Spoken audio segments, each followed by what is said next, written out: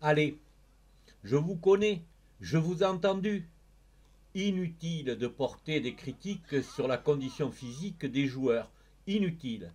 Vous avez totalement tort. Ces footballeurs, certes pas très jeunes, pas très longilignes, un peu poussifs même, respectent une règle stricte, l'interdiction de courir. Ils pratiquent pour la première fois en Gironde le foot en marchant. Une nouvelle discipline pleine d'avenir que souhaite mettre en avant le district de football de la Gironde. Alors est-ce que c'est plein d'avenir Les joueurs, peut-être pas. C'est pas l'avenir, mais par contre c'est le présent, c'est des gens qui ont fait beaucoup, qui font beaucoup, et la pratique avec ces gens-là est pleine d'avenir.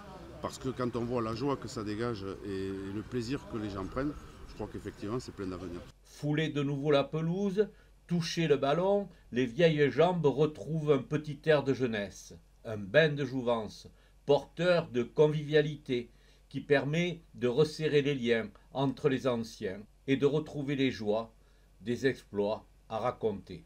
Et donc on espère que cette pratique va se généraliser avec les familles, notamment les féminines, et qu'on va retrouver un esprit convivial.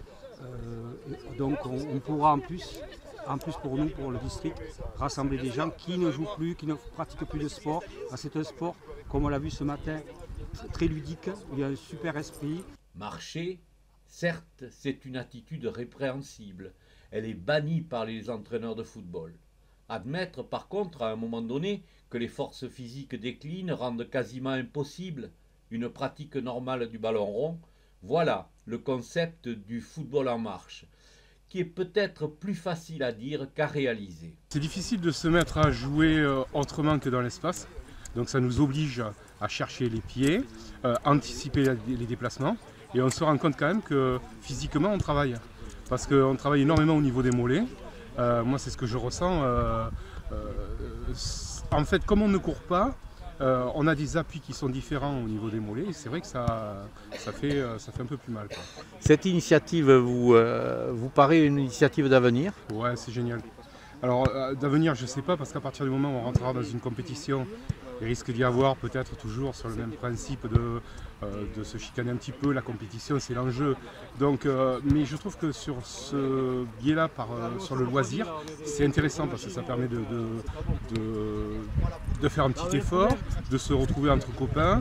Et moi, je pense que ça a de l'avenir, oui. Mais surtout au niveau loisir. Le réflexe, tu dis à moi qui suis coach, tu dis à tes joueurs de l'envoyer en profondeur ou dans la course. Mais là, on est obligé de l'envoyer dans les pieds. Donc, on n'a pas le droit de courir, c'est interdit. Et on a quand même ce réflexe de vouloir démarrer. Alors même si on n'est pas connu pour aller très vite, on a quand même envie de démarrer, mais c'est interdit. Donc c'est plaisant, honnêtement c'est plaisant. Une belle initiative, un bon moment à vivre.